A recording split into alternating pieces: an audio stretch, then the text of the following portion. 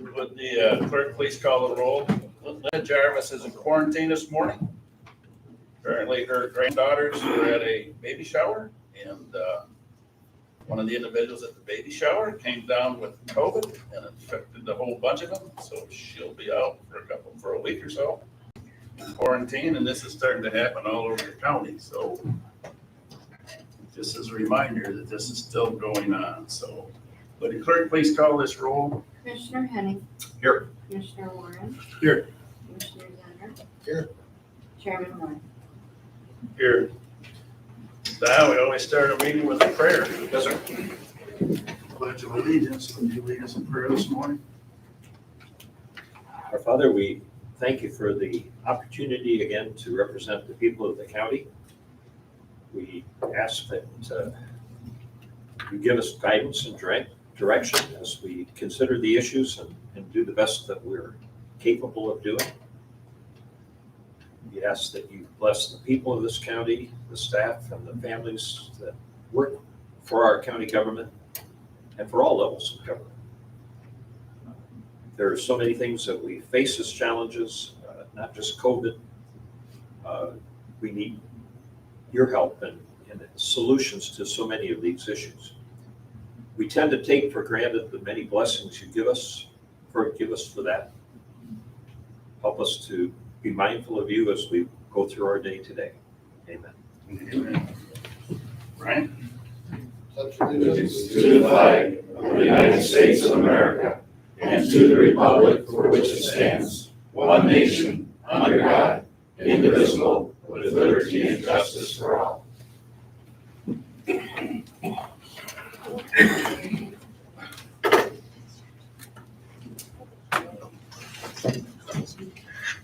For the board, you'll see today's agenda. And I'd like to make a motion to add something to it. That is a discussion of the new rules that we have in the front door and protocol for emergency protocols that we have here in the county for discussion.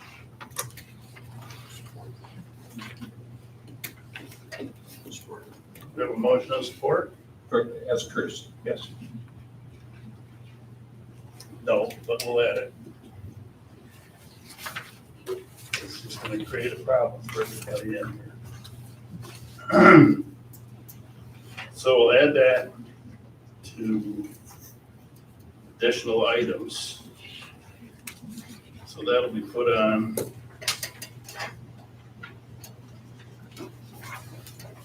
Yes.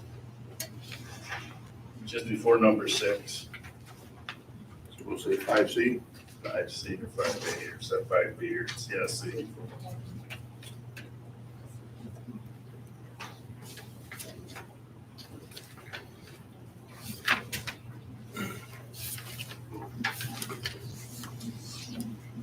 Anything else, Quentin? Yes. I have one topic of discussion concerning the Sheriff's Department laptop that I'd like to make sure it's part of the minutes. Okay, I can discuss that during administrative updates, if that's okay? Yeah, that's fine. Okay, thank you. We also have that community corrections request. Is that on the agenda yet? Yeah, I mean, we brought it in separate. And I had told, Doreen just forgot to put it on there. Yeah. It's a mistake. So we're adding that. Yeah, we're getting that because we have to do that today.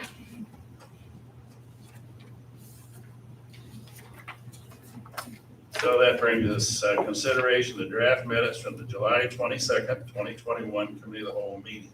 I need a motion to approve those minutes. Make a motion to approve. Support. Any discussion on the minutes? All in favor of the minutes, signify by saying aye. Aye. Opposed, same sign, motion carries. Review of overnight travel requests, grant applications, and budget amendments. Going around the dais this morning. So take a look at them, if you find anything wrong with them, let us know. Here you go, Dial. Thank you. Yeah.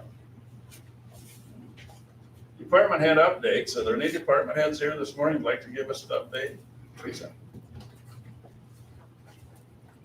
Good morning. I typically give you an update about any election activity. We did have an election Tuesday. Here are the unofficial results. That was Hadley Township's proposal.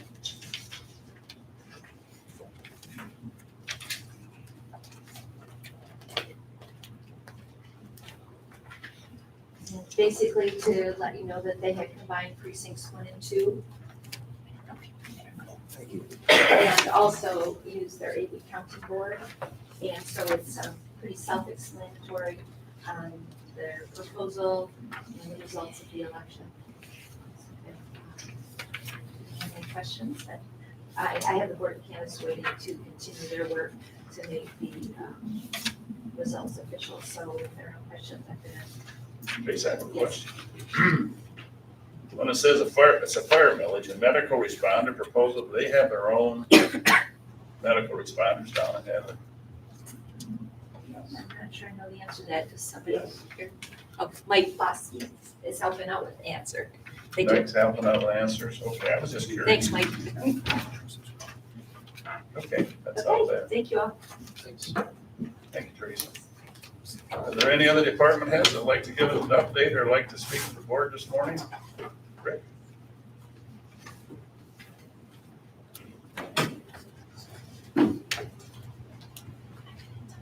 Good morning. I guess I want to come down and again, thank the board as we continue with this bridge fund money. This year, just for an idea of what's going on, Metamora put in 3 box culverts using that bridge fund money. And they are all completed and they are very happy with them. There were some bridges that were under restrictions, loading restrictions, and now are open. Some pretty old bridges that we got to replace with those 3. And we have 3 other bridges going on too, as far as some rehabilitation. Anybody that's familiar with Silverwood Road, there's a Camelback Bridge up there. It's been there for a long, long time. They are doing some maintenance work for that. Obviously, it's a state bridge project, but we also use, for our share of what it costs, we use portion of that bridge fund that you generously give to the road commission every year, which is greatly appreciated. Burnside Road, same thing. We're having a deck with rehabilitation. They're pulling the deck off, resealing it, and they're putting asphalt down. That's right near Lake Pleasant Road, it's just west of Lake Pleasant Road. And the other big project is Saginaw.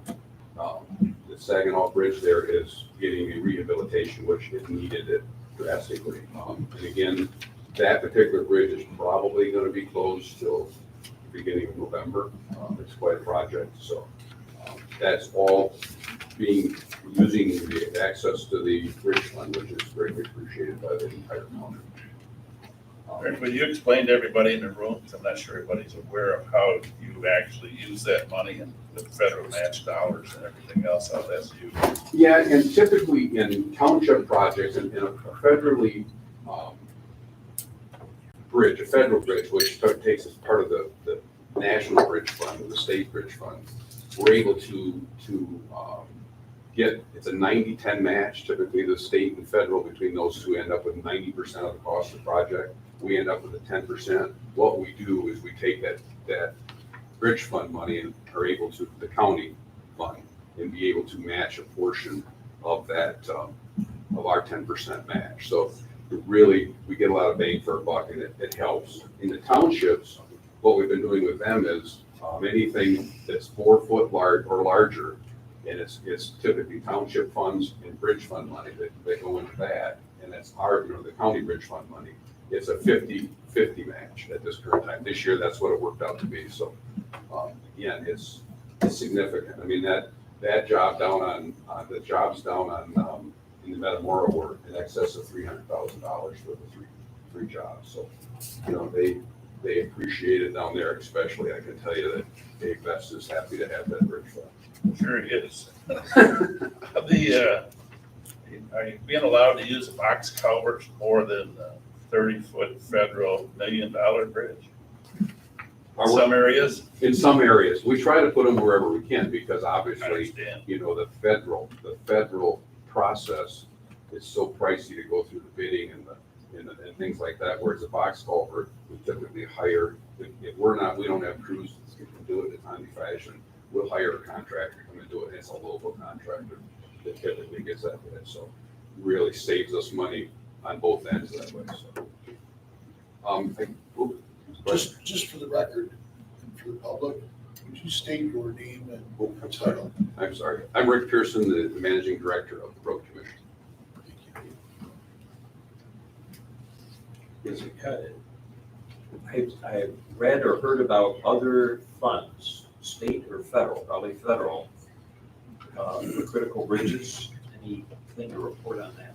Well, I Is mean, that still proposed or is that actual money coming eventually? the new money, I mean, federal bridge money's always been there, they're talking about within the state, there's a big chunk of money that they're looking for bridges. From our funds? Yes. And what's happening with that, our engineer actually submitted every bridge that has a weight restriction on it, because we don't know the number yet. You know, by submitting every bridge, they're submitted, so we'll get something, or hopefully a majority of those funded. Because a lot of people aren't submitting anything, they're kind of waiting to see what the money's at. We're getting that taken care of ahead of time, so kudos to our engineer for trying to get that stuff in place, so they know what our list is. So,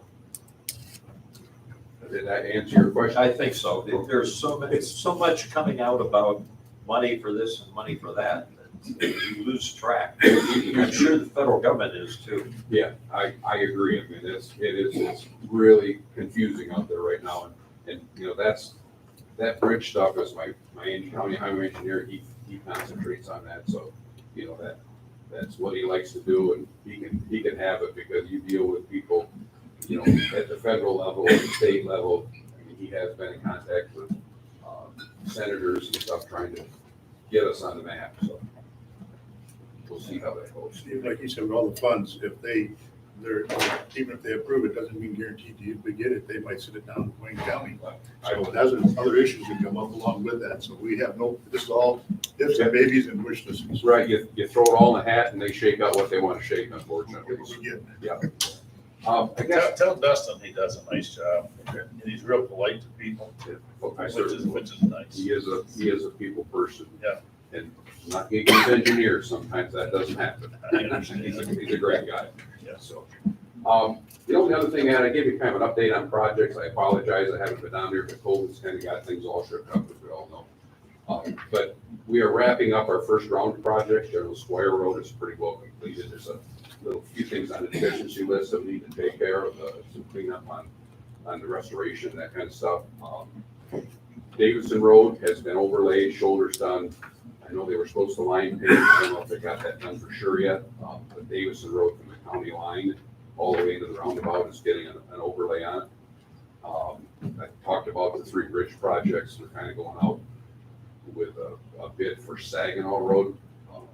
While they're doing the bridge, hopefully we can get Saginaw Road in that. So waiting on the numbers back on that. So, but really, General Square and Davidson Road have been our 2 pretty big projects. Any other questions? Thank you. Thank you. Thanks, Rick. Are there any other elected officials who'd like to speak to us this morning? I don't see any in the room, I guess. Unusual. All shoved off today, I guess. I don't know. So I'll close elected official department head updates, and that brings us down to first public time. Anybody like to address this board during the first public time? Carolyn. Carolyn, my email that I sent to Teresa Spencer this week, in which she CC'd to you, Chairman, included my opinion about Senator Daley's comment, his opinion on the private funds that could be used for a full forensic audit being questioned because they were private funds. He said that if private funds were used, people would question the validity of the audit.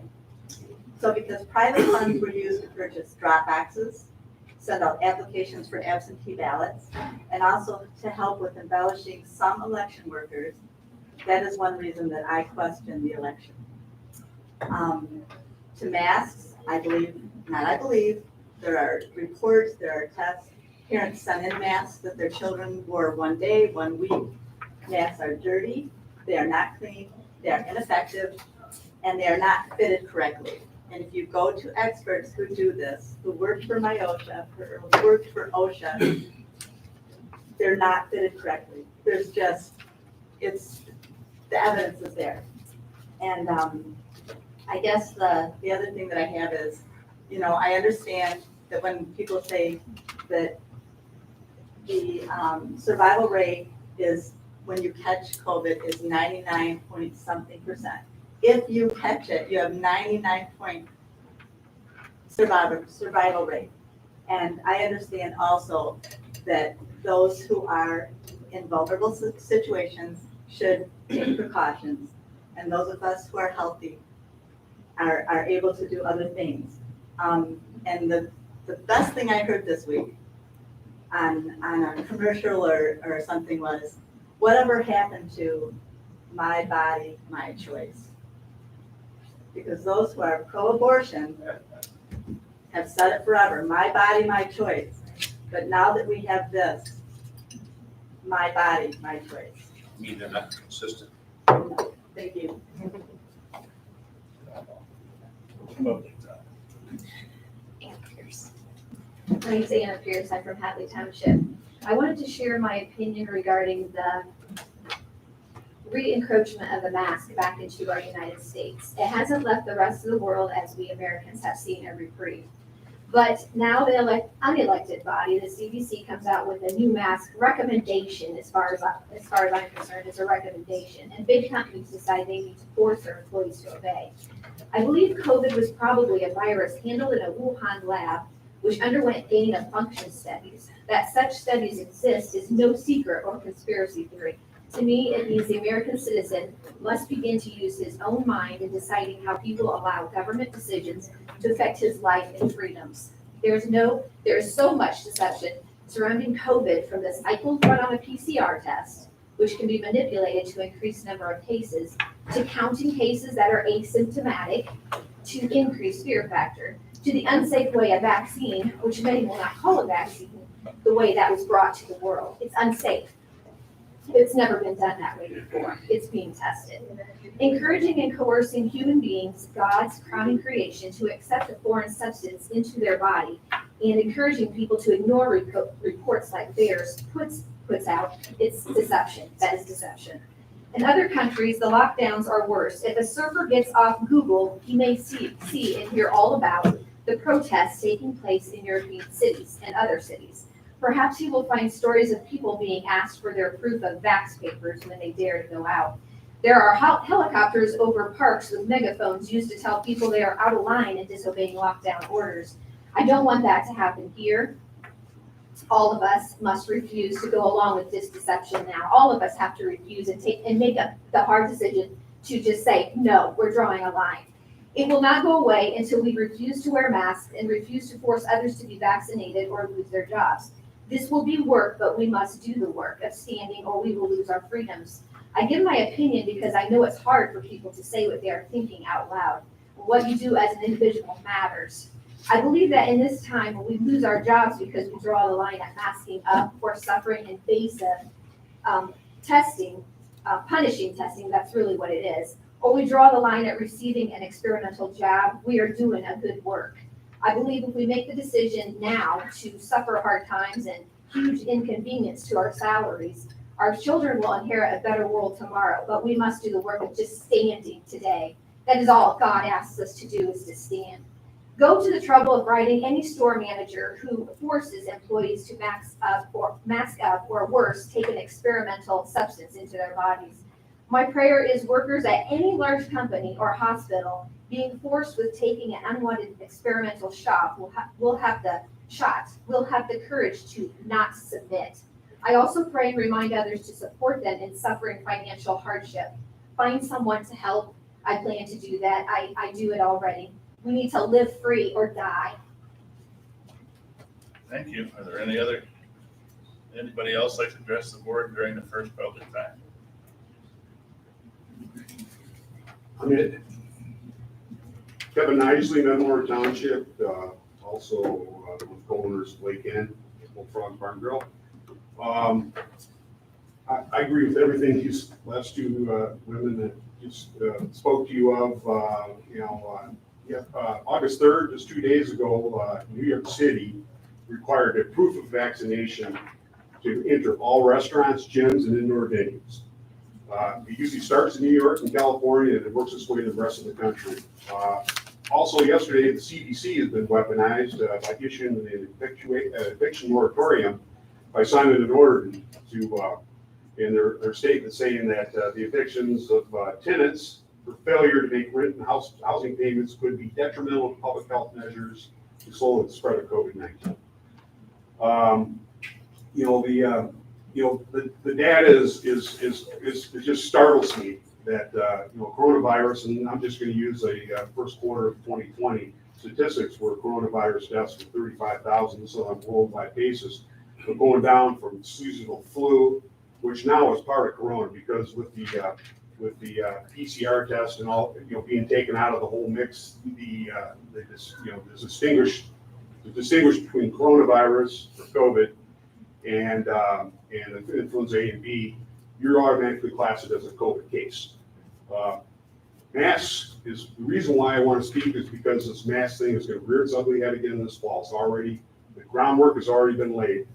Our liberty doesn't end where somebody else's fear begins. In the restaurant business, this is going to have a devastating blow on us again as we require people through mandates from the health department. The health department and the MLCC has been weaponized to come into our communities, into our businesses with impunity and tell us how to run our businesses and what we can and can't do. I'm incredulous.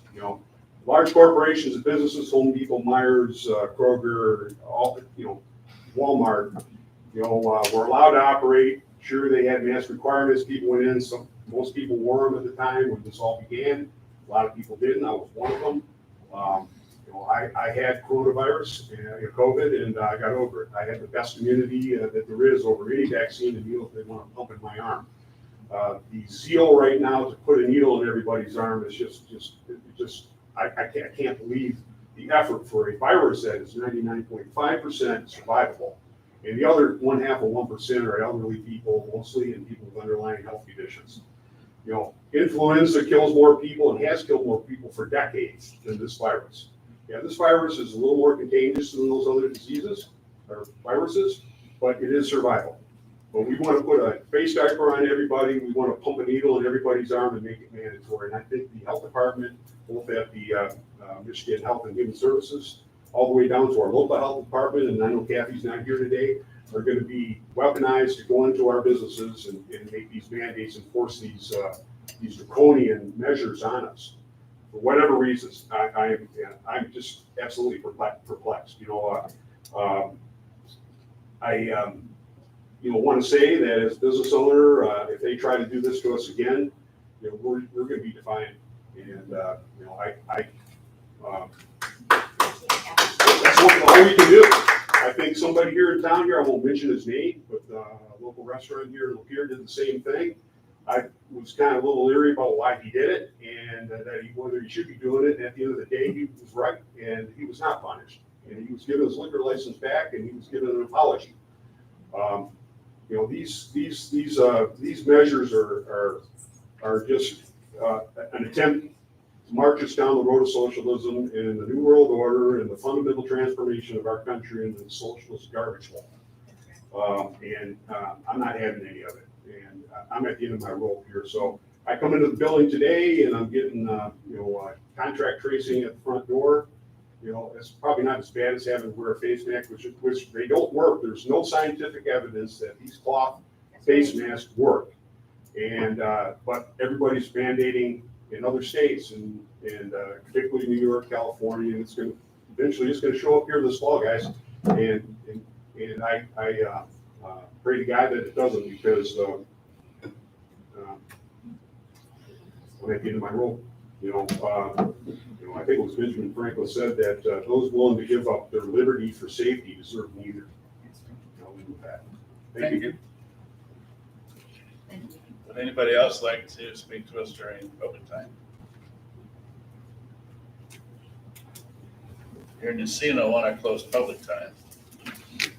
But I have one comment, and it's not anti you guys or whatever, but it's not just the government now. You've got one of the biggest unions in the entire state of Michigan making employees at Ford, General Motors, and Chrysler wear masks back to work. That started yesterday. So, you've got a lot of big, for whatever reason, I don't know, but they're all having to wear masks again. I have a son that works at Ford. You should have heard him. You guys think you could complain. But that's what's happening. So it's not just big hospitals, it's not just big businesses, it's the unions now supporting this. So I just wanted to bring that into the conversation. So moving on, we'll start with, That's right. we got the road commission. Request approval for the disbursement of the county bridge fund. Make the motion to move. Support. All in favor, say aye. Aye. Opposed, same sign, motion carries. There you go, Rick, thanks a lot. Thank you. Health Department request consent for one-time well-being grant through the MDHHS in the amount of $5,500. Motion to move. Support. What exactly is this grant? The Wellbeing Grant through the MDHHS is a grant that's made available so health department directors can use to celebrate with their staff. They can use it to, just in kind of a moment of reprieve. What Kathy is planning to do is to take those funds and to treat her staff. I believe it's more of a team building exercise, a bit of a retreat. I think they'll just be just a moment of reprieve from what they've been doing, what they've had been doing for the last year and a half. And the grant's designed to do that. Okay, with it, Jackie. Yeah, it's a mental health day. They're gonna have a field day. You're gonna have a mental health day. Just bored. They probably should all use it. Correct. Don't disagree with that. Okay, we have a motion and support for this. All in favor, say aye. Aye. All the same sign, motion carries. Probate Family Court to request to approve annual FY 2022 child care budget. Has that been amended? It was asked to be amended. Amended. So She's hid back there before. Oh, okay. yeah. Not amended, Lori, just to add for the differences, the line item differences, what we talked about. Yeah. I'm good. Yeah. I'm good. So I did add what was requested last year and spent. Well, not spent. I also did give you some history of expenditures. Current is on the back for the last three, because I have like 20 years of data. Good. For days purchased and spent. Thank you, Lori. Oh.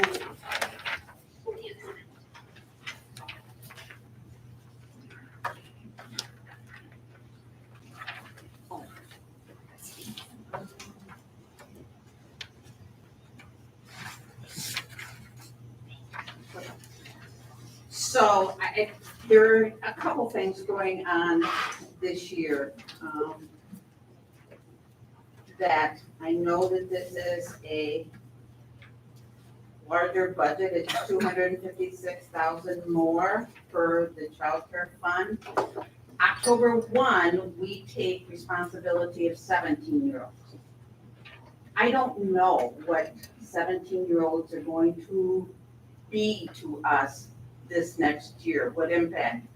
I do know that there were 45 charges in district court for 20, and there are 17 thus far this year. Now, those are criminal charges. That does not address those 17-year-olds that now believe they can leave home and go on their merry way, and that will technically be a runaway or incorrigibility come October 1. So there's going to be a lot of work that needs to be done in telling 17-year-olds, oh, and if everybody remembers the day that, oh, you could drink before 21, remember those years where we could drink before 21, and all of a sudden, oh, you're 18 or you're 20 and now it's 21? I remember those things, you know. But all of a sudden, now you can leave home today, September 30th, but you cannot October 1. So I don't know what ramifications that's going to be, and we're all kind of nervous around the state. And how the state has developed this is we have to build into our child care fund for any potential out-of-home care costs for our 17-year-olds. That's why I did increase residential and detention costs for those two areas, because I don't know what's gonna happen with the 17-year-olds. Okay, now, we also can't lock up status offenders, which is a runaway, and we haven't for a long time. We have to do that on criminal charges. But still, I don't know what that's going to mean. Right now, you know,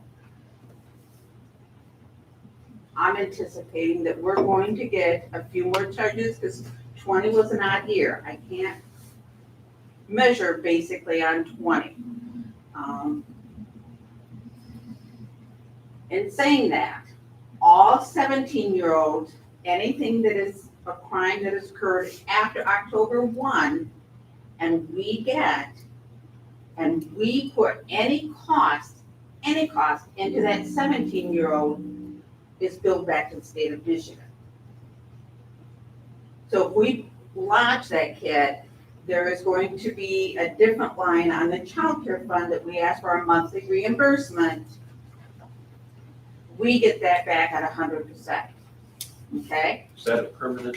No, that's 3 years. I was afraid. When That's that, 3 years.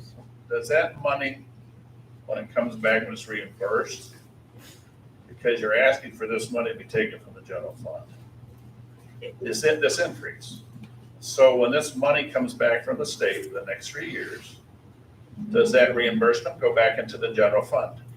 We line item it back into a 292 account that is allocated, and Jackie puts it into, and probably it's reimbursement for our 50% technically that we spent. So is it general fund? Yes.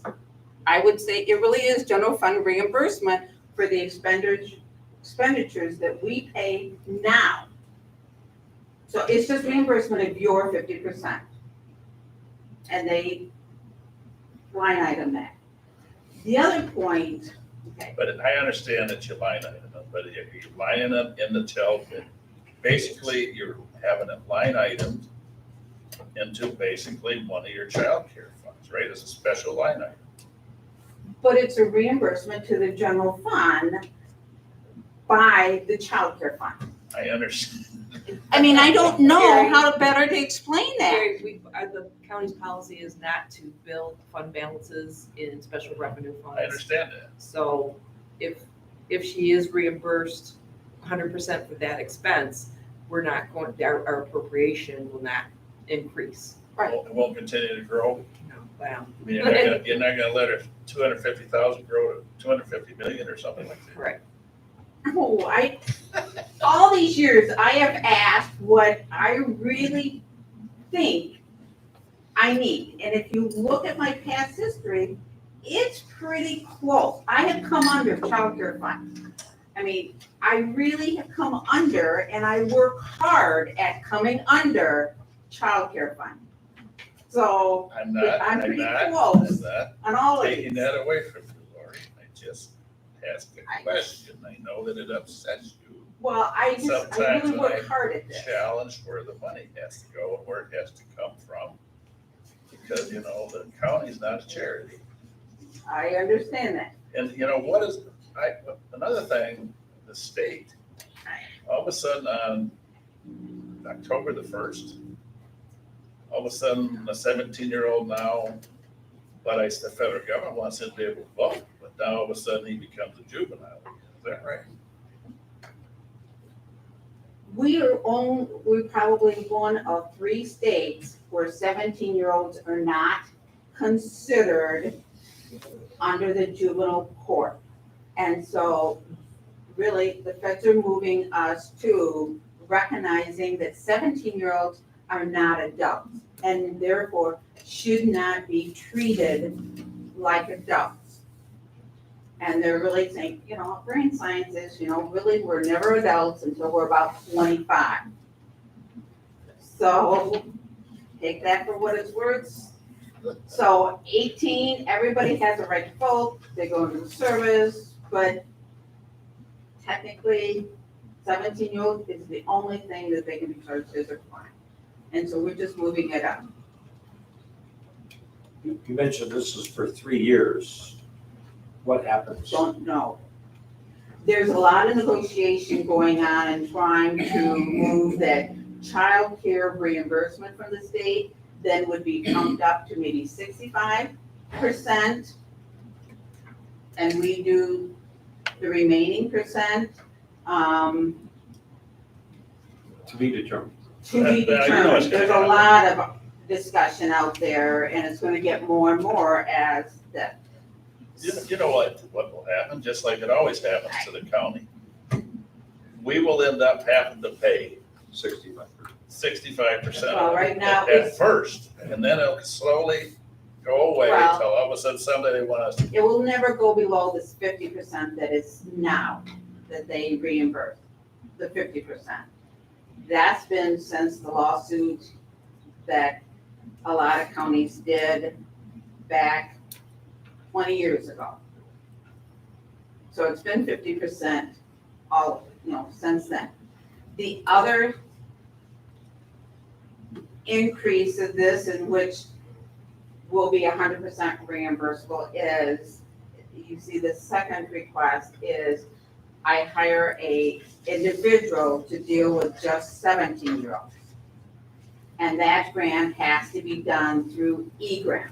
So now I have 2 things going on, which is frustrating, is that if we do detention and if we do out-of-home placement, that falls under the child care fund reporting by bill it, but it's 100% reimbursable. So we have to track that separately.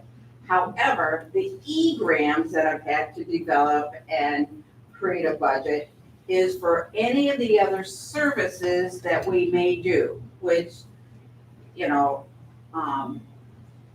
I'm gonna need to hire a probation officer to deal with just the 17-year-olds, 100% reimbursable.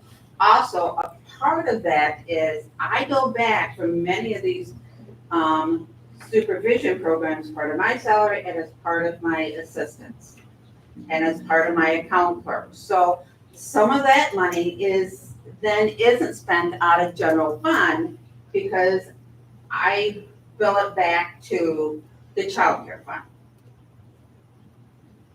So that does save on the general fund. The other piece that that will pay for any attorney fees that come under the 17-year-olds that are dealt with just. I'll go back to the eGram grant. Okay. The other piece is we'll ask to hire a full-time parent A. For those that I had one retire a year ago, Ms. Whitson, who was a part-time employee for 29 hours, worked probably 45, as hard as I tried to get her to rein in. She is diagnosed, Sharon, and trying to get her not to work is very difficult. And I contract right now, and then I have another one that probably does 15 hours that will be retiring. I contracted Kind for a 20-hour or 25-hour, and she will continue, but she doesn't want the full-time. She is phenomenal, so I need another Sharon and or Crystal, but that full-time will deal with a lot of your DHHS cases, because their new philosophy coming on is we're gonna front, their new quote is front end services instead of removing. So they're going to put a lot of services into the home prior to removing them. Sort of like a wraparound. It's very similar to a wraparound. Yeah. So, That's what it is, Lori. well, so this No, parent what aid, it is. I wouldn't want to do a parent aid job, and for those that have not, you know, they go into sometimes a lot of chaotic situations, and we'll scrub floors with them, teach them how to organize their house, how to keep it clean, how to, you know, budget their money, how to pay their bill, find new housing, do X, Y, and Z, whatever they have to do to remove that barrier. And sometimes they're spending 6 hours a week with that family to prevent, you know, they've worked with his, trying to get them back early and prevent removal. And you know, the one that I have right now, she is phenomenal, and I get texts from the DHHS, you know, get her hired full-time, I need her, you know, so. And she's got as many cases as she can deal with now, so I need someone full-time that can work, and that will be working different hours, 8 o'clock at night, doing whatever. You're gonna have to deal with Lenny and Dial and Brendan if he ever goes back up for a meeting, but that's who you're gonna So have that's to deal next with week. in personnel. That's next week. So I'm just saying, you know, I tell you what I'm asking for already. These In there. 17-year-olds, they just, this starts October 1, and 17-year-olds now are considered juveniles, cannot be considered adults. Is that what I hear you say? So they can't be charged for any reason for, as an adult, Correct. correct? Murder or whatever. Is that true? No. Well, I that hope does, you still does not eliminate the option of the prosecutor doing an automatic waiver with anybody that's 14 and older based on like 4 or 5 different charges can have an automatic waiver into the adult court. There is also on 14 and above, can do, you know, court designation and automatic designation. So there are different ways to move them in based on the crime. But for, you know, breaking and entering, no, they would be charged as a juvenile. When do we know this law is gonna change? On October 1st? How long has this been out there? A year. Or it's been out, At least a year. yeah, We're now, I read- we're at the point where we're now gonna do it. right, I've given you notice, last year's budget, I would have said, oh, beginning October 1 of next year, you're gonna see a different kind of budget.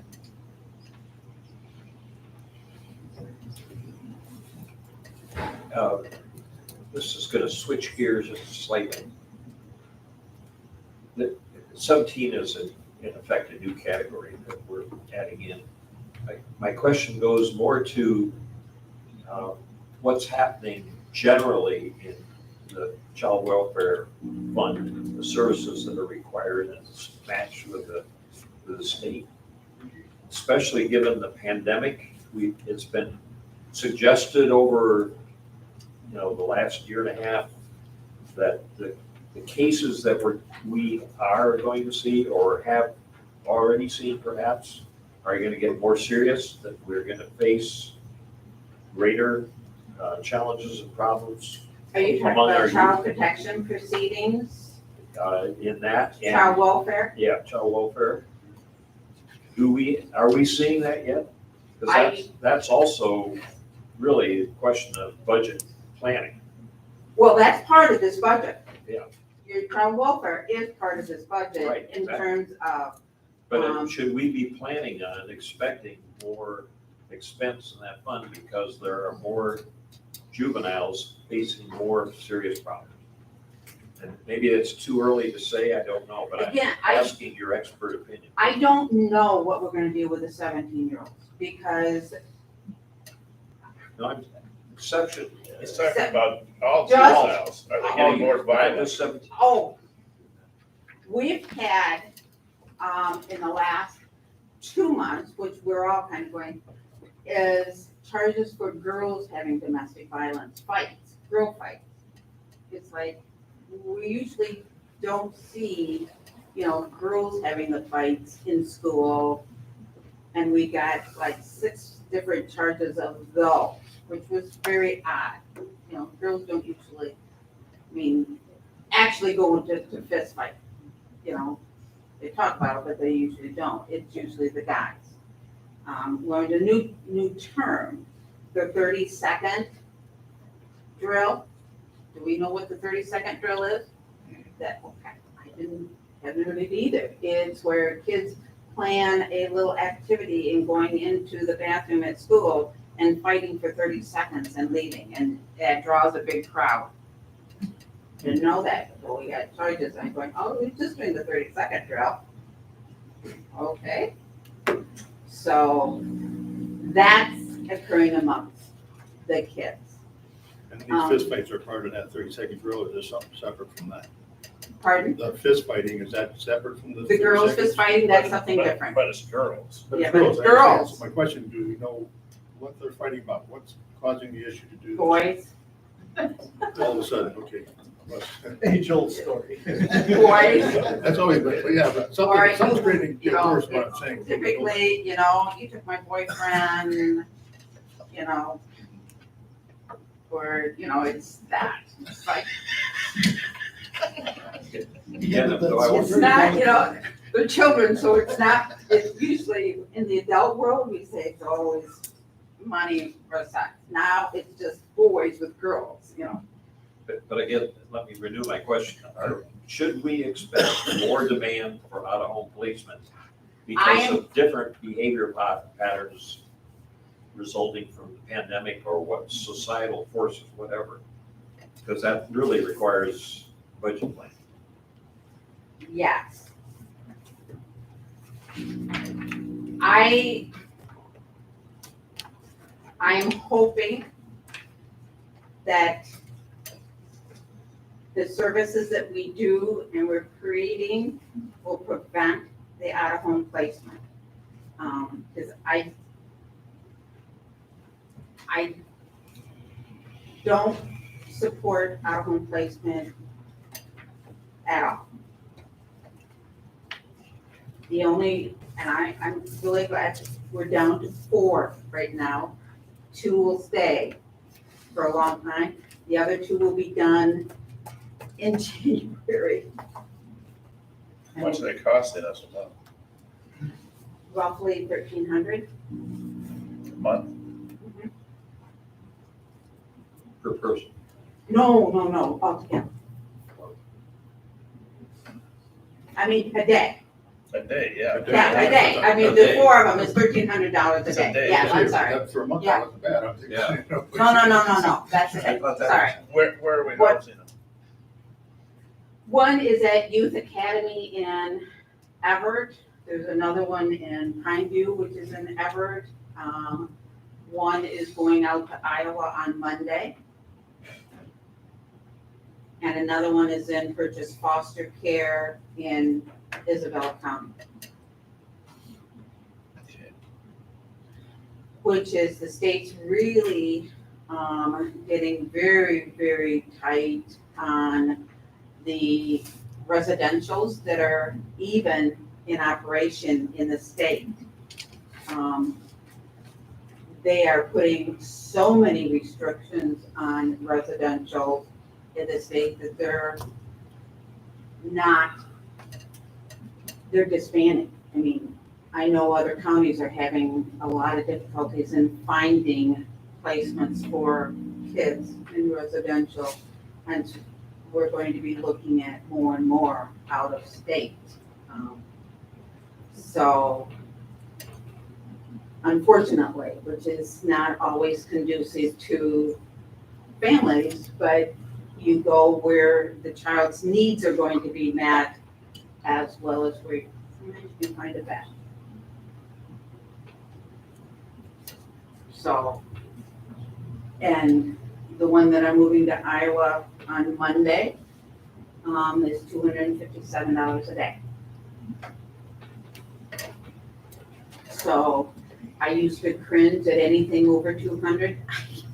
Now it's pretty tough to find anything less than 300. And the state makes those contracted costs. And you pay it. So I'm hoping our days go down. I don't like kids going to residential. But there are sometimes situations that just demand it. It also depends on having enough services to keep them from getting there. Correct. You know, to name what we do the GED, we're doing base camp. I have an intensive worker that spends about 4 hours a week with them. Then with a parent, they're in treatment twice a week through intensive. I have a parent aid. I have drug screens. I have tether.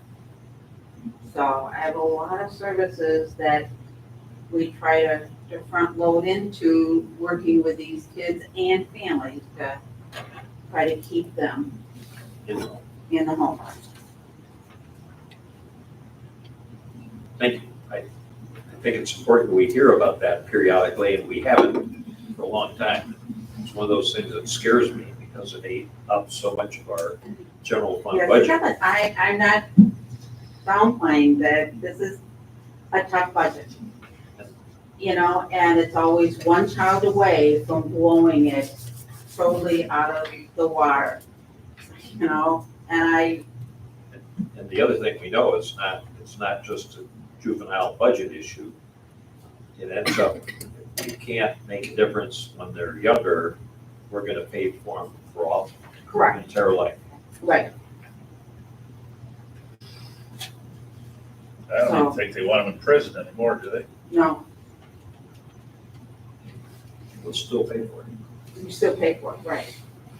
You know, in different ways, but, so that is our goal, is trying to help turn them to get a different philosophy, and what they're doing is not working. But it does take money to front end and provide those services to prevent that.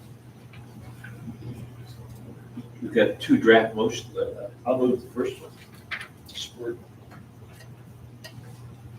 Any other discussion? We have a motion in the support. All in favor of the motion, saying aye. Aye. Pose same sign. Motion carried. The second one is purely for the E-grams for purely the 17-year-olds. I'll move that.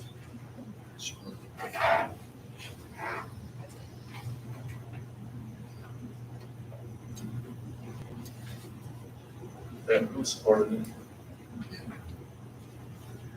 So we have a motion and support. All in favor of the motion, saying aye. Aye.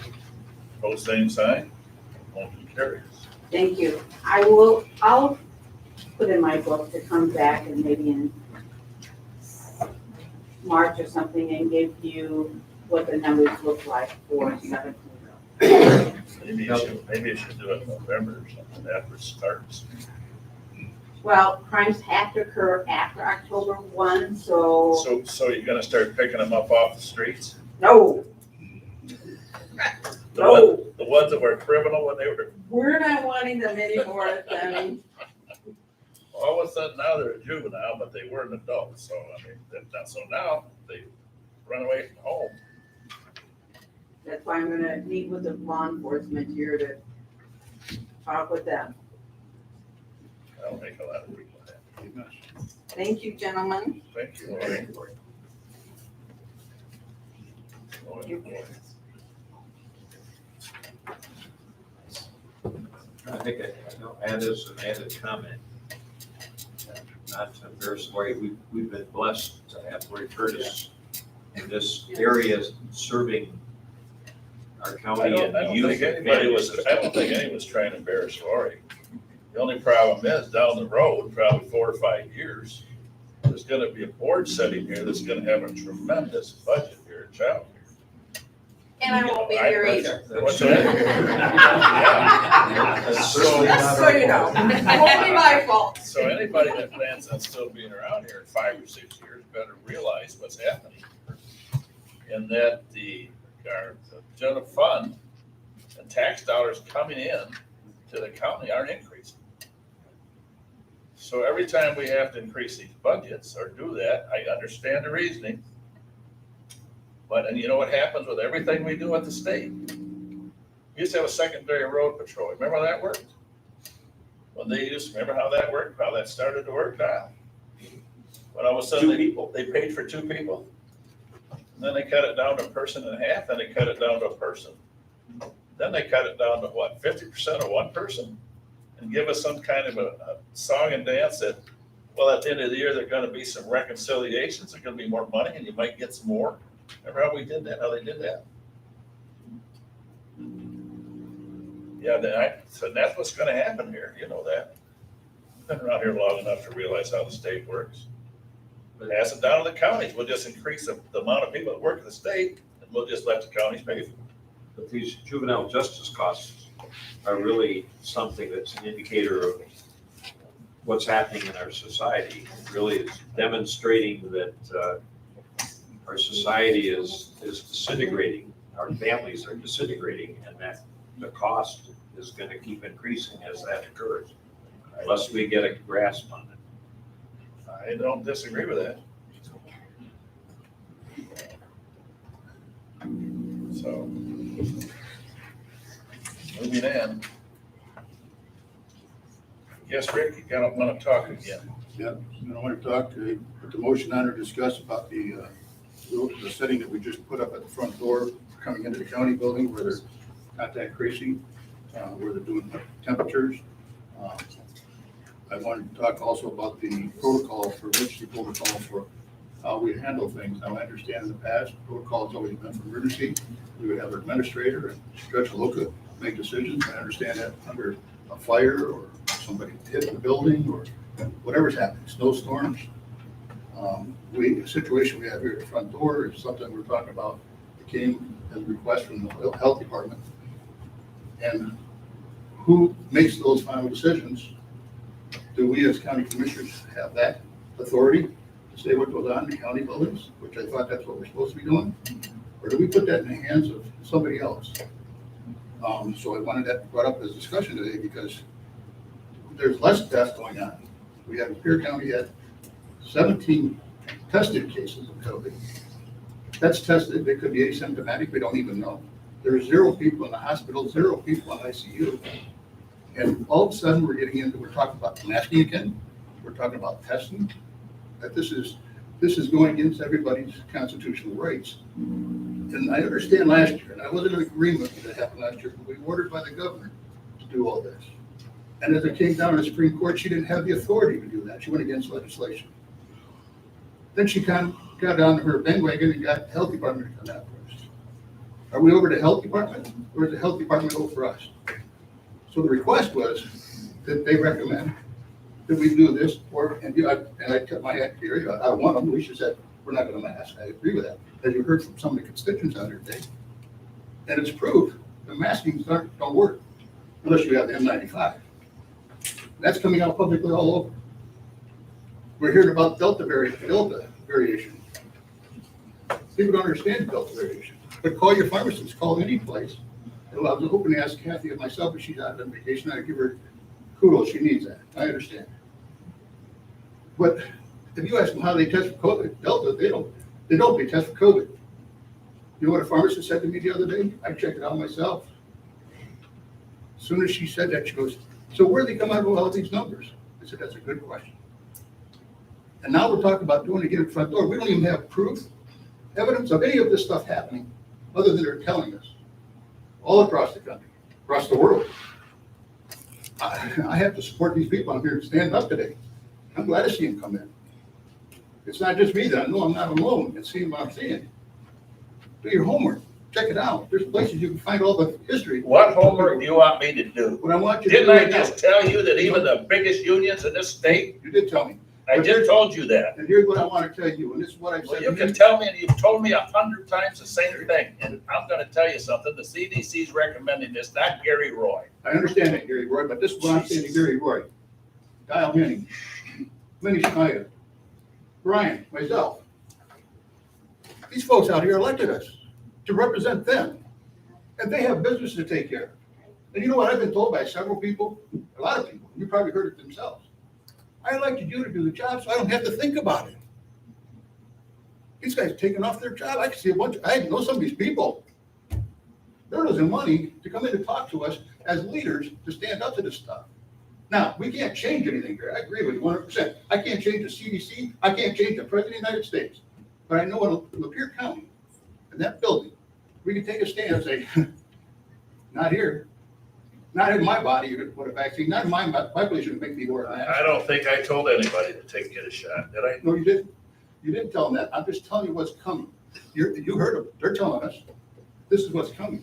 If we don't take a I don't stand- wanna see it happen. I don't wanna see this county locked down again. I don't wanna see his business locked Then down. we I don't stand wanna see the businesses up North Branch Then we- locked down again where nobody can go in and eat breakfast. Then we get Do behind you these think I wanna guys. see something like that? No, you don't. None of us up here do. You understand that. But here's what's happening with all of us around here. We've been so complacent that we just let everybody keep doing because we think it's gonna solve its problem on its own, and it's not. And here the leaders are, if we're not voicing to them, I want to stand behind you guys. I'm gonna stand behind every one of you guys that came in here today. And I applaud you for coming in. I hope you bring more friends because they don't understand how many people out there are thinking just like you. There's a lot of us. And us need to say, you know what? We're standing behind the people, not the government. The government needs to get out of our. You wanna make a motion The motion to have right now this is- board make some kind of motion or My- say something, my because motion- I won't approve it. Okay, my motion was, you don't have to prove it, my motion was that we stop doing what we're doing at the front door. Tell the health department, we take your advisement, I agree with you on your advisement.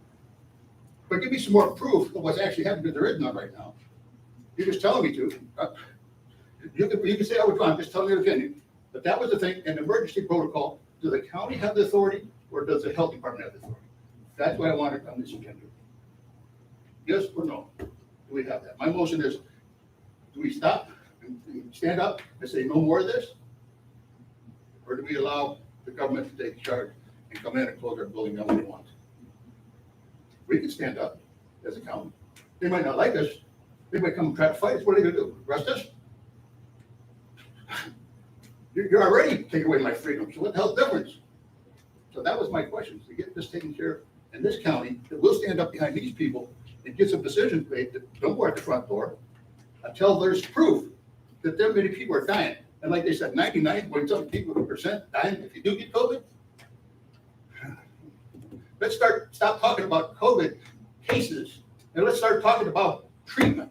Is the county front door locked? It's not locked. You And already it's not, said it. it's not gonna be locked. You already No, said I it. don't know if it's gonna be locked or not. I don't have control of it. You said it's coming. If we don't, there's gonna be. Well, I just said that, I'm just saying right now. I understand what there's you've been people- saying. I understand that you were in Florida. I understand I allowed you to come in on Zoom. I understand that the legislature over there told you you couldn't do that anymore and you had to come to board meetings.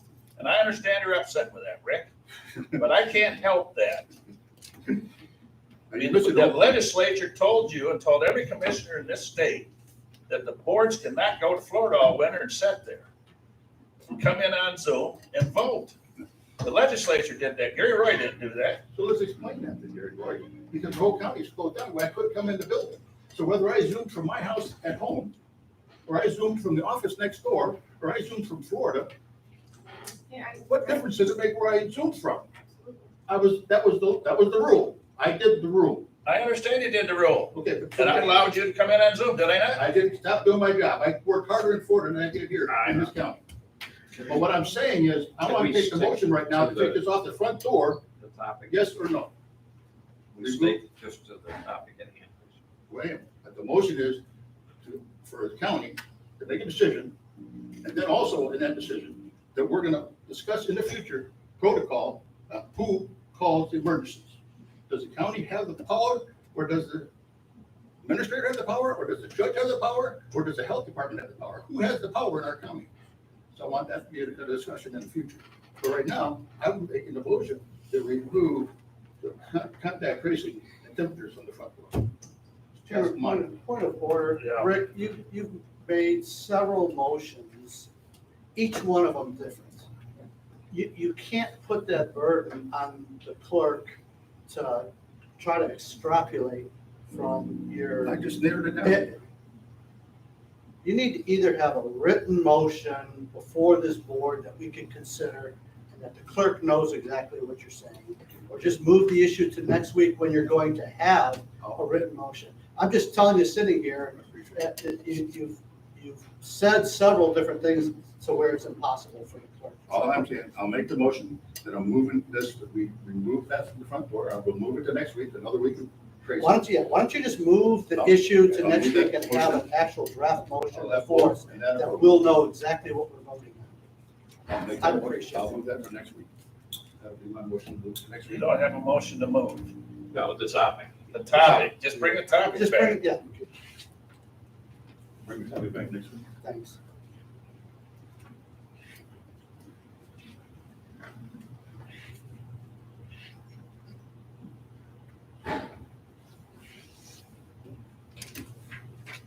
I don't like these arguments. We never used to argue this before. Okay, guess we're gonna move on now. Was that a consensus or is there a No, second there was no consensus on anything. He's just gonna bring it back. Just gonna bring it next week. as an agenda Well- item? Agenda item. Oh, I didn't okay, know I about thought there that. was going to be a motion. He was making a motion. Well, how do you want me to bring it to you? There's a motion. Have a written motion, bring it to next week. It'll need to Which be an would be agenda fair, item second. with an attached written And motion, that's what if you would, please. we'll have. So, yeah, so if you're making a motion to make this discussion an agenda item for next week, and then you'll bring a draft motion, I'll support that. Okay, that's the motion. Thank you.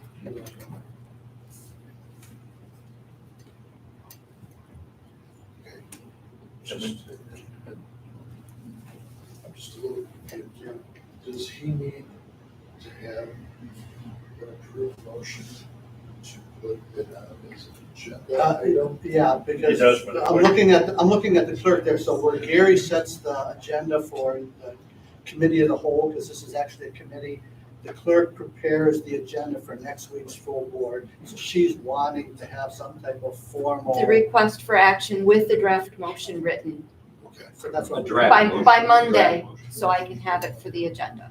Please. Good. How about He you have that doesn't one? need to do that, so just put it. I think that we've asked for that before. But that's fine if you wanna bring it, but you're gonna have to bring a request for action. You're also gonna have to bring a motion. I'll bring both to the next week. If she says that attached to it. More comfortable. Okay, both good. That's why. Okay. I'm going to support it out of courtesy. Yeah. Because that's what we've done for each other. We're trying to be courteous as we go through this topic. Yeah. Be reasonable.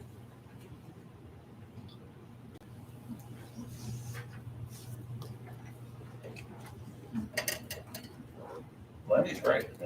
It's gotta bring it as a, We do need to vote, Mr. Chairman, but to let him bring it back to the motion? to have it. To have it on the Agenda. agenda next week, so the clerk knows what to do. Okay. We need a motion. Got it. You got the motion. Got a second. You got a second. All in favor of the motion? Signify by saying aye. Aye. Opposed, same sign? No. Motion carries. Administration. Quentin, you had something you wanted to discuss. Yes. Oh, before we do we want to speak to the community corrections grant that needed to be? Yes, we need a roll call vote on the community corrections grant. On the resolution. Morning, everyone. David Stevens, Preliminary Regional Community Corrections Coordinator. So in the past, been here 11 years, and way before that, we've always done motions. The state said motions work as long as you provide the minutes in entirety. 3 weeks ago, I get an email that says if you don't have a resolution, it's going to be contractual condition when they approve the grant. So instead of waiting for the contractual condition when they approve the grant. I figured I would just bring it here, do the same thing with the Skull and Sand Lake, get the resolutions and hopefully alleviate having the resolution or a contractual condition on the grant. So again, it was already approved by a motion a long time ago, but instead of fighting them with emails I have saying we can do it this other way, I'll just write in green crayon like I always do, or blue crayon, whatever they want me to use, so we can get our money. It looks like an off topic or on topic, but a different topic. It looks like this year the grants are going better. It's not gonna be December when we finally get an answer. I'm being told end of August, September. So go October 1st when the fiscal year starts. Hopefully we know how much money we're getting and we can divvy it out and figure out how we're gonna spend it instead of holding my breath till the end of December. So that's a good thing. But that's why I brought this, instead of fighting with them or having to make it, there'll always be contractual conditions. Instead of doing that, adding this to the list of 6 or 7, we'll just take care of it right now. So that's why I'm bringing it forward. I'll make the motion to move. Need a roll call vote, Mr. President.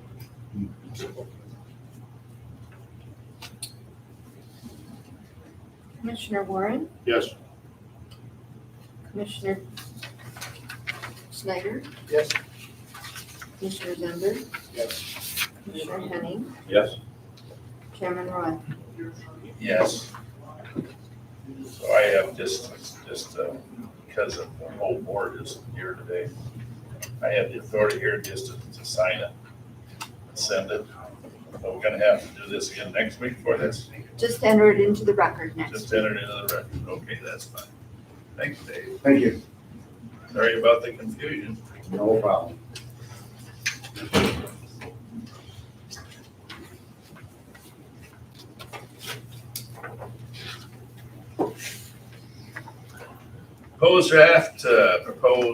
Proposed motions from ARPA committee Mr. attached. Chairman, I think there's one additional topic of administration.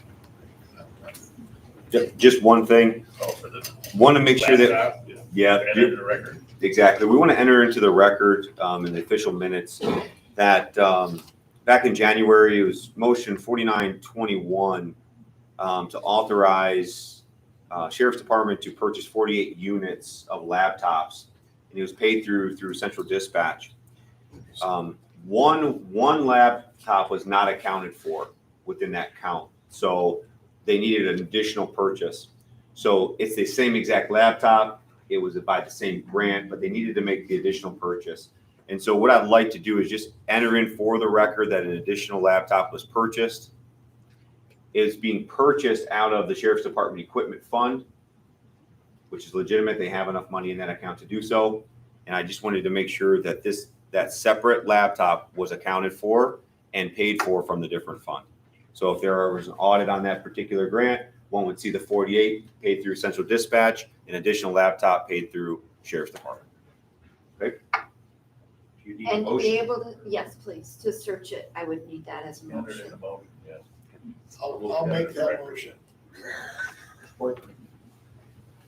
Thank you. All in favor, say aye. Aye. Opposed, same sign. Motion carries. How to go straight. She does. Yes, she does. She tried. Yes, she does. Draft proposed motions from ARPA committee.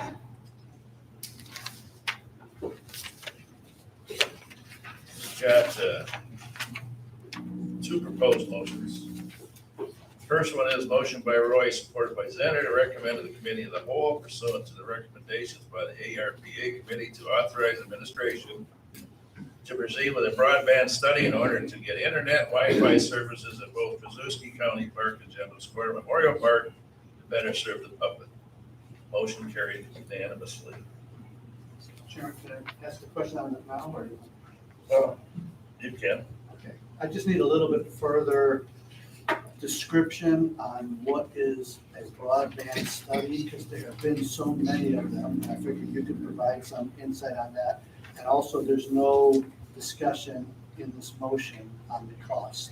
So do we already have a sole, or are we putting a ceiling on that? Are we authorizing a request request for proposal to see what those numbers are gonna be. And that's essentially the study. So not the study in terms of a questionnaire, survey, community input, not that type of study, more of the operative word there should have been like research broadband quotes How much is going to cost for us? Trzaskowski and General Squire Park. And so I would start discussing with engineers, with technicians and things like that to kind of put together just what would this take, what would this look like, and that's what I'm being authorized to do. Yeah, so that'd be my only request, and we strike the word broadband study, and what was the terminology that you thought was more appropriate? To proceed with a needs assessment, broadband needs assessment for And quotes. Trzaskowski. Quotes. Needs assessment can capture quotes all in that. That's what we're asking to do, just be able to go out and get Okay, bids and stuff like that. I'm doing it. yeah, that makes it much more clear, thanks, because there have been so many different studies, that we want to just authorize one more. Mm-hmm. Thank you for that explanation.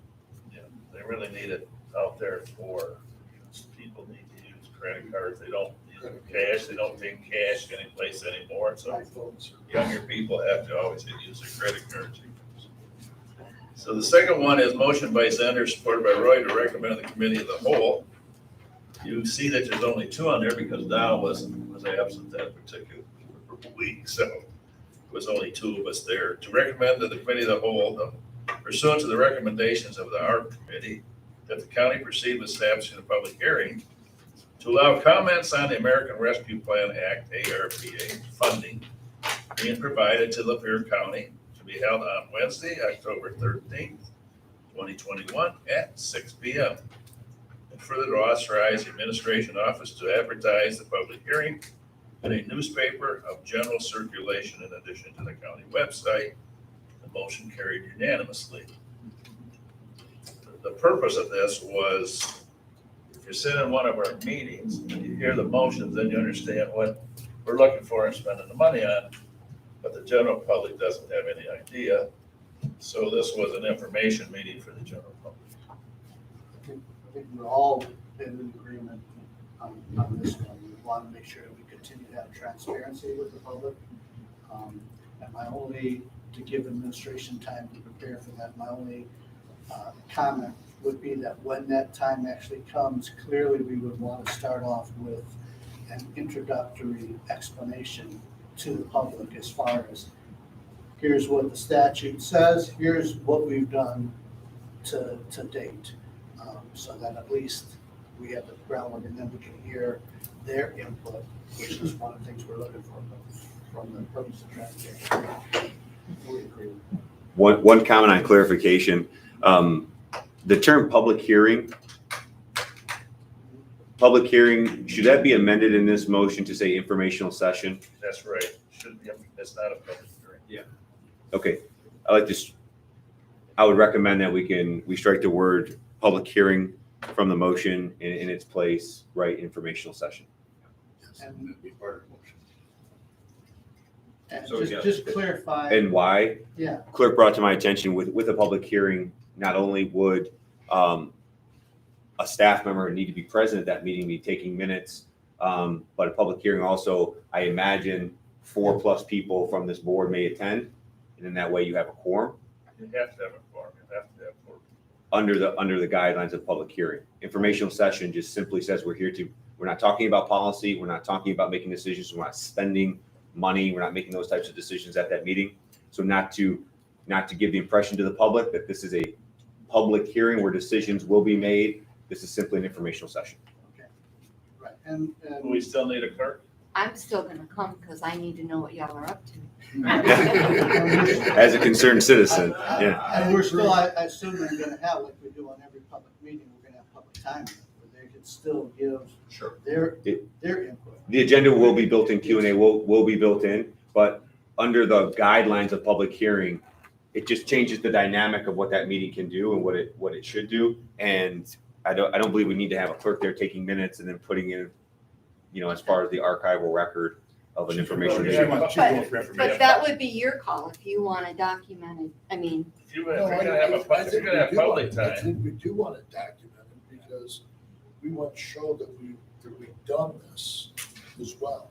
Oh, yeah, absolutely, and and the record's gonna be there. And I can turn in, I hear what you're saying. I'll turn in all the documentation and all the presentation. If you'd like the clerk there to take minutes, I'm just saying You staff have to time. make sure that the public knows that we're discussing what's been done, or what we're doing. Yes, That we're not looking for ideas on what to do. correct. Are we? No, this is an informational session, and then through the informational session, the public will want to ask some questions, and I'll be able to provide those answers to them. But in terms of saying, making commitments on any one project, that's not the appropriate venue for that. No. I guess the decision then is if a clerk is present, this will be staff time, so we know that. Yeah. Sure. Okay. So we have, for each amendment, we have some wording changes. The clerks. Okay, We're with striking public hearing and put in informational session, both and the first places. motion, Yes. you've got some changes there. Study and we call it. Needs assessment. Needs assessment, parentheses quotes. Okay, so I'll move 1 and 2 with those changes. I support it. We have a motion and support to approve these. All in favor, so say aye. Aye. Total same sign, motion carries. Maybe by then we'll have a better idea of what we can actually spend the money, what we can do. Because it's totally not clear right now. By then, we will have already made one report, right, Yes. Yes. to the federal government. August 31st is the first deadline. That's something else you have to make sure your townships know. They're receiving money, but they also have a report due on August the 31st, isn't it? Yes. So make sure they're aware of that. Because you don't want the If they federal haven't government spent coming in. anything, though, is a report required? Yes, you'll still have to at least log into the portal and do that. I will send an email today. GFOA is offering a free compliance training August 9th and 10th for anybody who is going to be responsible for the compliance requirement to go through a training session and say, this is how you enter into the portal, this is information you're going to need, and this is what it's going to look like at the end to prepare them. So I'll send the email out, make sure all of our townships and our personnel are made aware of it. So they have that information Talk early. about the dates, maybe a little bit, that would help. I will spell it all out for them so they have a clear picture of what to do. I'm sure they'll appreciate it.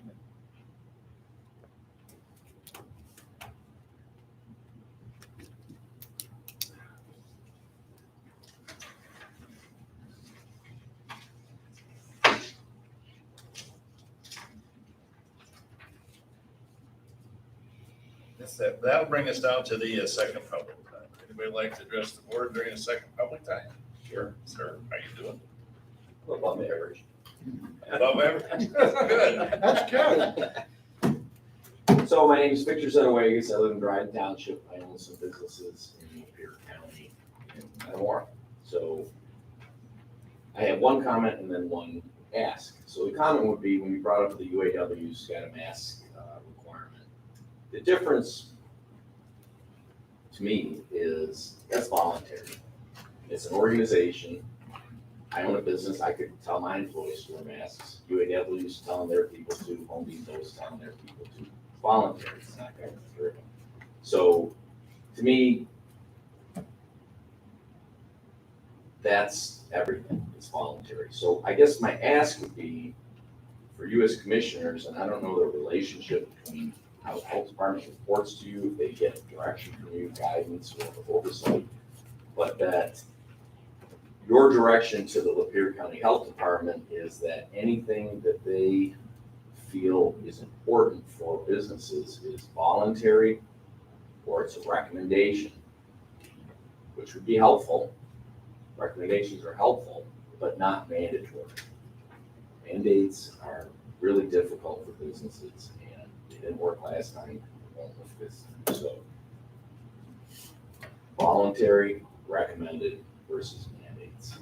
We're all smart people, we all run good, responsible businesses, and I think as commissioners, your guidance to the health department would be most welcome. So, any questions for me? It's just, we're not allowed to during public time. Oh, okay, sorry. Afterwards, sometimes there are comments. Okay. No, we make our comments. We'll make, afterwards, we'll see if the board has anything to say. Okay. We'll make comments or whatever. Thank All you. right, thank you. Anybody else? This conversation does make me think of who appoints, I think he referenced it, who appoints the health director? Because, I mean, I think that's everything right there. You can maybe exercise a little power, and if someone's not doing something how you like, how the people want you to vote and to run things, then you can exercise discretion with how you appoint a health director or not, or unappoint her.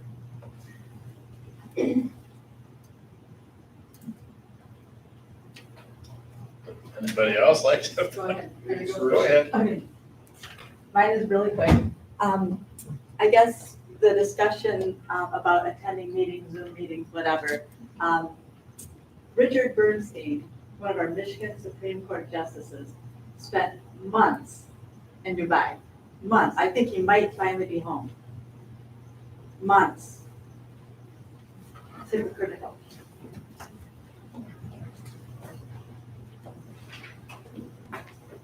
It's me again, I'll be quick. No, that's fine. Couple things that I missed. On the unions again, I know Victor made some good points. I was a pilot for Delta Airlines for 36 years. I retired last September. I was a member for all those years of the Airline Pilots Association, which is a union or an association. They never signed a paycheck that I received. We negotiated collective bargaining agreements, we voted on them, and they enforced them for us as a pilot group. Same thing goes with UAW and any other union in the state of Michigan. I don't think they sign anybody's paychecks. But with all due respect to all the people that work for the unions, they don't work for the union. The union can make a recommendation, and that's all it should be. But a union can't enforce any kind of mandate on its members, but the employer can. That's my point there. One other thing I forgot to mention earlier is this morning, coming in here, I heard that Moderna, I don't know who had vaccinations and got the Moderna shots, but they said that the Moderna vaccine now is effective for up to 6 months and that you will need another shot. That they can only guarantee it for 6 months, and so that's another needle in your arm, and this is just a sign of things to come. I mean, how many more needles are we gonna get in our arms over the next year, 2, 3, 4, 5, when there's a crisis, whether it's COVID or anything else. I applaud you guys for passing the Second Amendment sanctuary measure here not too long ago.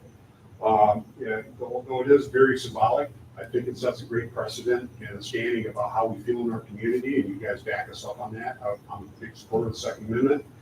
Also, I'm a big supporter of the First Amendment and our freedom and liberty. And maybe there's a way that we can make a statement from our leadership, you guys, to the community and to the state and to the federal government. Everything starts with small communities and works its way out. I don't expect anything from the federal government. I don't want anything from them.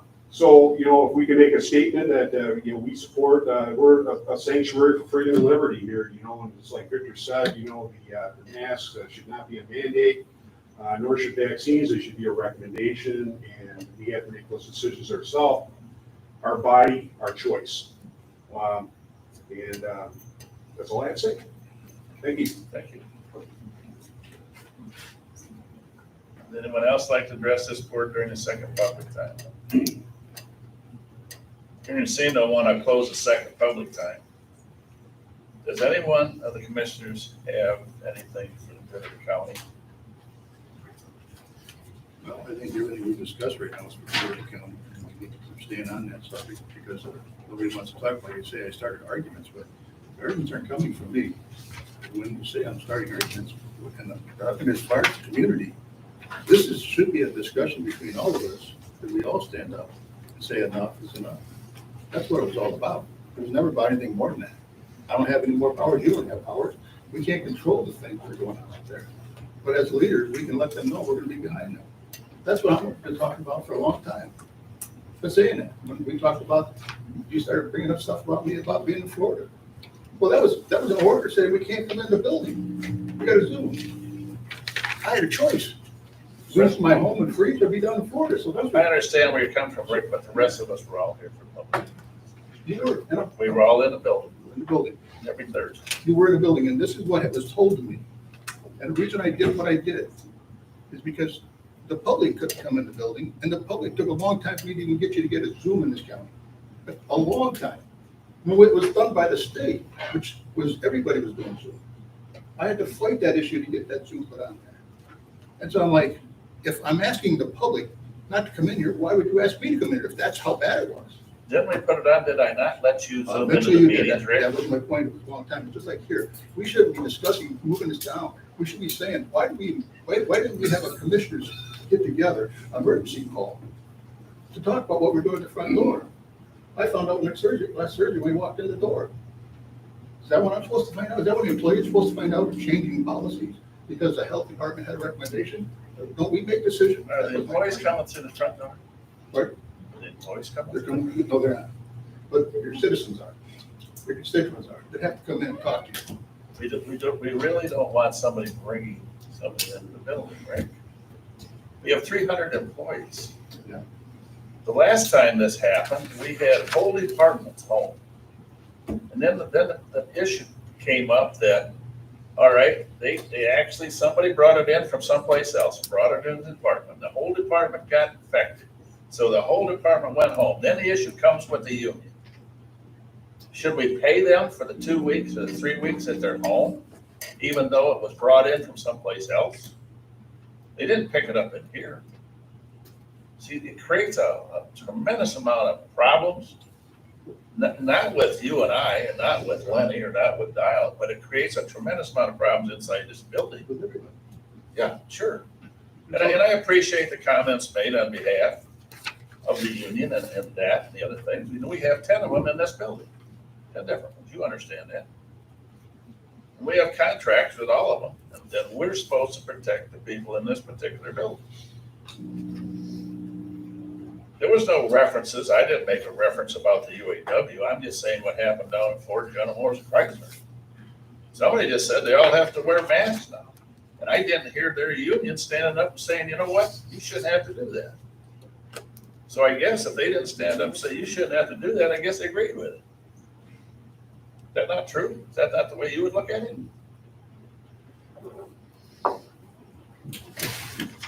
So that's the only thing I can say about that. Right? We had a little event last week down in Emily City. Yeah. Just a few people. Yeah, it was just over 50,000 people. So everybody was healthy, and we had no issues. We had nobody left in an ambulance, nobody left in a police car. So I think it was all good. So that's all I had. That's good. Thank you. Anything? Yeah, two things, and that was gonna be one of the first ones. I wanted to congratulate all of those involved in the fair board, fair manager. Absolutely something that was well needed in this community after the past year, and congratulations to you guys. The second one, I've mentioned it before, and I heard a couple comments. I might be able to clarify just a couple issues. I'm gonna start my comment, and I'm gonna end my comment on civility. Done that before, and I'm gonna ask that again. I understand the emotions behind the issue. That speaks to passion, and that's human nature. Just to remind certain folks that there are equally passionate people all over the board on this issue. And school boards kind of face the exact same thing. You know, with no matter what decision you make, you don't have 100% of the people standing behind you going, yeah, that's the decision I wanted you to make. Thank you for standing behind me. There's 50% that you've made happy, and there's 50% of the people that you've really upset, because I need my kid to be in present learning education, not at home remote. No, I don't want to force my child to come to school because I feel that's an unhealthy environment. I want my child to, and everybody that's surrounding him to be masked then so that he's protected. I don't want my child to have to wear a mask because it's extremely restrictive and it's abusive. Every one of those points are legitimate points, and it's a catch-22 for any decision maker because, again, you don't have 100%. And that's the exact same situation here. We've got to balance employees' health, public health. We have to be able to respect individual rights. But I guarantee you, I hear also from as many constituents that go, one of your responsibilities is to be a voice for the voiceless and protect those that can't protect themselves. And in this particular case right now, it's the children. There is one age group that cannot receive the vaccination right now. And we've heard from the very beginning of this thing that there's going to be variants that are going to end up popping up. What happens if it eventually mutates into where now it's going to go after the young people? So you have a whole lot of young parents out there who are just as passionate and just as legitimately concerned about the health, safety, and welfare of their children. And some of them have got very vulnerable people at home with medical conditions and things of that nature. So I just want to remind you, when you use words like, we elected you and, this is how the people want you to vote. Just remember, when you make those comments, you're assuming that everybody thinks the way that you think. And I guarantee you, it's a very diverse topic, and everybody does not think the way you think. And any elected representatives at any level are trying to represent their constituents and represent the people. But the people are scattered all over the board on this one. So while we continue to sort through this mud, just asking everybody for a little civility. There is, again, I understand the passion behind, but there's enough hate right now. We don't need, and it does get very difficult too when we do that among ourselves as well on the board. I think everybody is really trying to do the right thing for the people that they're elected to serve. I don't know anybody that's going, heck with people that elected me. I'm not gonna either. It's just that each one is maybe seeing a different point of view of different, and we just need to be very respectful of that. As far as the building goes here, we learned this the very first time with the lockdown. We're in a very unique situation being co-employers, which means there are basically two employers sharing this building. The courts and administration are their own separate units of government. The court even has their own chain of command up through the court administrator's office to the state Supreme Court.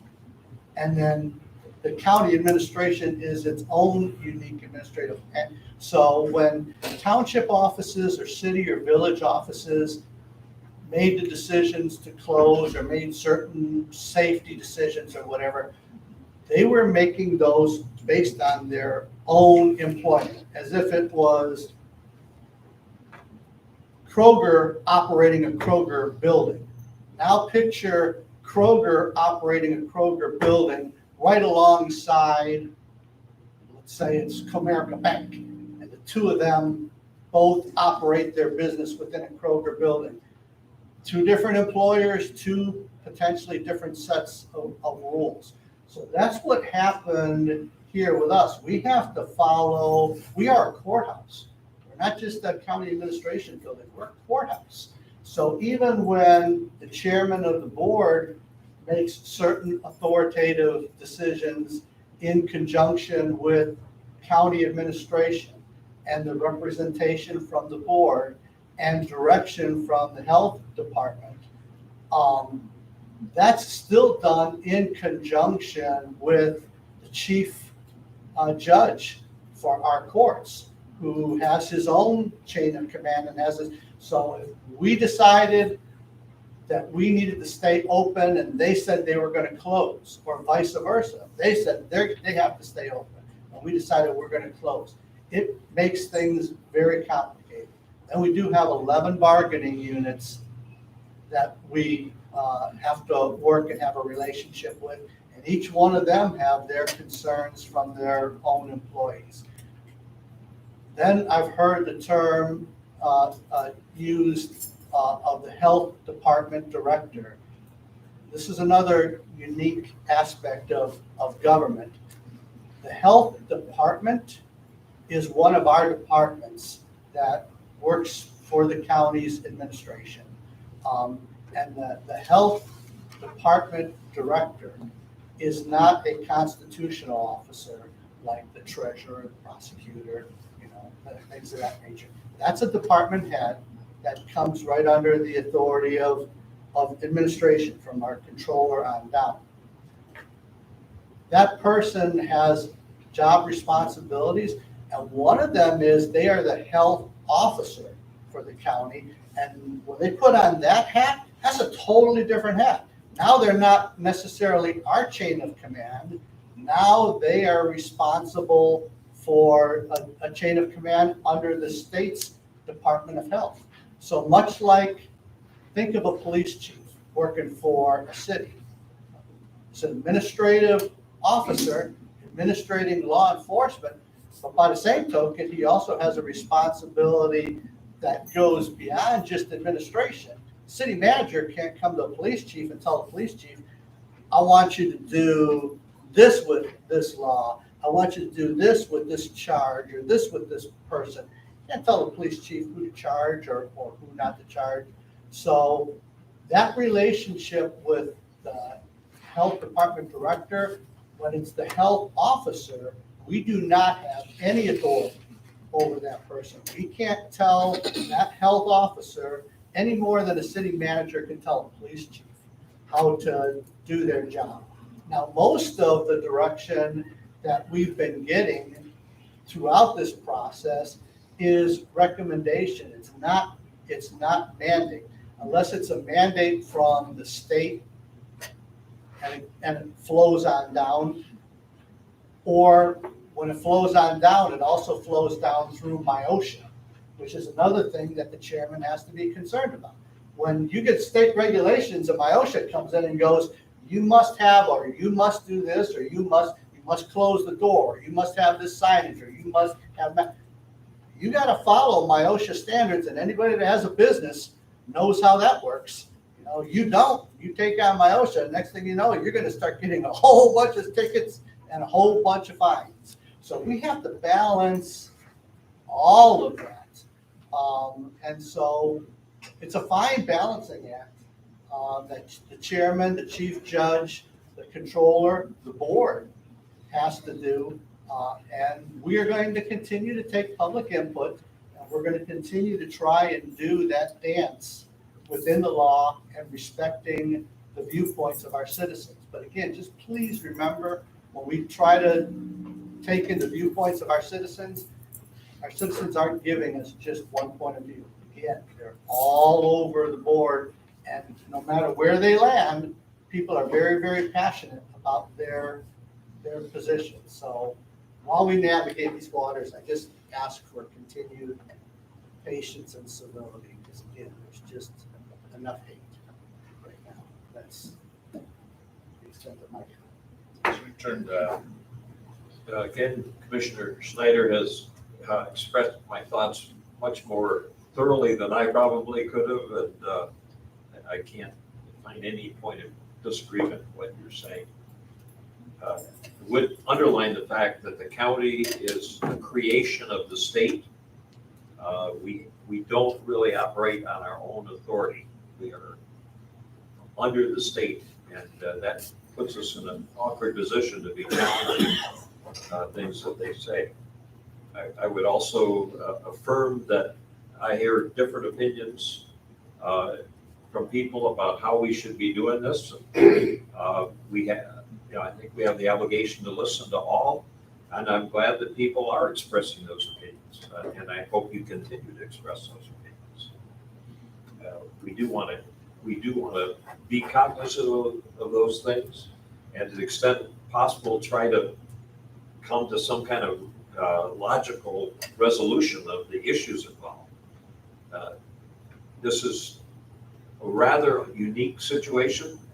Hopefully, all levels of government and society are learning how to better deal with it if and when it presents itself, or if and when the current pandemic continues in some guise. I think a lot of us believe that COVID-19 will not go away. It's going to be with us in some form for generations, much as the flu has been. So I can't say anything except thank you, Commissioner Snyder, for expressing so thoroughly the comments that I might have thought about. A couple other things. I did want to make sure all the commissioners have received your email from Amy Sell. She made a plea in that to take some action if you haven't. When again today? I thought she had a cutoff of last week. She did, but she needs help because evidently the response wasn't very thorough. So hope you will, if you have any questions, see me afterwards. I just want to make sure that everybody got your message. And the other thing I would say on a important but a less serious note, the fundraiser auction for 4-H is online. It's starting, it's tickets. It is going on, but if anybody would care to donate to it, we're certainly still looking for donations. It will be online from September 27th to October 4th as the ending date. You're not gonna have an in-person auction this year? No. So we're hopeful that next year we will. That's we're planning as if we will. So again, we actually last year had pretty good community support on the auction. It was just the way that events happened.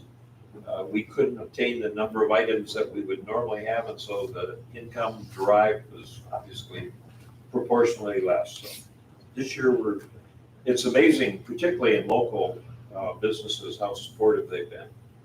And I know a lot of them have and are struggling, but have still supported local causes. If you'd been down at the auction, the 4-H auction, well, I should say 4-H auction, I should say that. Animal youth auction down at the fair. You gonna be down there? Were you down at that auction? You should have seen the way businesses supported the kids at that auction. Prices they got for their animals, I mean, it was incredible. It really was. It was a really good auction for them. Should have seen that, Lenny. Big money. But, yeah, anything else now? That's it. So you're hitting me up again this year for? I made that appeal very general to anybody who would like to, the audience included. And this is merchandise, business services, and collectibles. So people may even have things at home that they really would like to get rid of. An auction always presents that opportunity. I hope that no one misunderstood this morning. Of course, Rick and I have been talking about this for quite a while. But what we're not doing here, at least I'm misrepresenting something, I don't know. But we hope that no businesses have to close in this county again. All of us do. But like you know and I know, like Lenny explained to everybody, that we have a responsibility also to the employees and people that work for the county. But that really shouldn't have any bearing on what someone does. And of course, I don't know what the state's gonna do. Who knows what they're gonna do? I hope they don't shut down businesses. I hope they don't make everybody, show a shot card or something like that. I always bring up a shot card from being in the military. They just lined you up and give you shots for everything, so. getting a shot never bothered me, so I said, we just got them. I mean, they just gave it to us to protect us from everything. So I just, I really don't like us arguing like that, but sometimes it's not that we're not trying to represent everybody in the county. Rick knows that. We've always tried to work with the road commission and everybody else in the county, so. But it's getting to be a little bit stressful, especially for me. You know, when you talk about OSHA, I'll just tell one story about OSHA, my OSHA. Out at Buildings and Grounds, we had an old tractor. We had it for a long time. I'm serious. Still do. And it hadn't been used. It's still there. We hadn't used it. We had a brush hog hooked to it.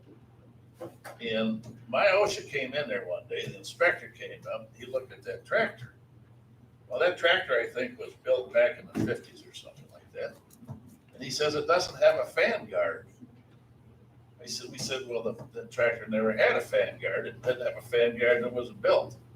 That didn't matter. Here comes the ticket. And it was a big one when you give us that ticket. So that tractor's still sitting out there. So, I mean, there's things like that. When you cross them, when you don't pay attention to their rules and regulations, they will come in and they will find you. So, right, Quentin? You're already I've finding that out, heard aren't about you? the tractor, old Bessie. I have heard about that tractor. Yeah, Still there. we probably, We have a pair of them, we have two of them, really nice ones. Twins. they're not twins. Oh. The one's older than I am. Well, it's still functional. Maybe the road commission would like it. Okay, anything else? Move to adjourn. Meeting's adjourned. Thank you all for That's the coming. same thing we say about him, though, Rick. He's still functional. Maybe the road commission would like him.